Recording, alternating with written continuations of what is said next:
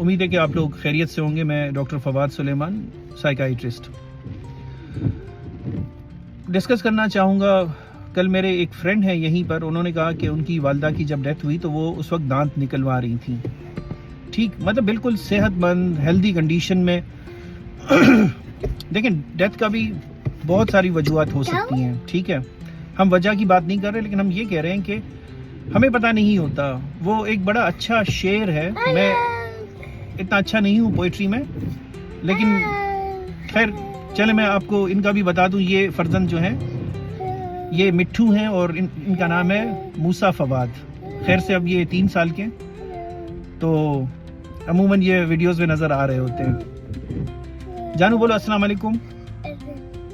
ٹھیک ہے, چلیں بھائی, موسیٰ کا آپ لوگ سب سلام لیں. اب ہم پھر آتے ہیں کام کی بات پر. تو وہ صاحب بتا رہے تھے کہ ان کی والدہ کی اچانک ڈیتھ ہوئی, تو انہوں نے کہا میں نے اس چیز سے یہ سبق سیکھا کہ چھوٹی چھوٹی چیزوں کے بارے میں ہم وری کر رہے ہوتے ہیں کہ یار اس چیز کو ٹھیک کرنا ہے, اس چیز کو کریکٹ کرنا ہے, لیکن ہمیں کچھ بھی مطلب اپنی زندگی کا جب پتہ ہی نہیں ہے تو ہم کیوں نہیں فوکس کرتے اپنی زندگی پر, ہم اپنے ٹائم پر فوکس کیوں نہیں کرتے. ٹھیک ہے, کہ ہم اپنا ٹائم کتنا قیمتی بنا رہے ہیں اور ہمارا ٹائم کتنا پروڈکٹیو ہے.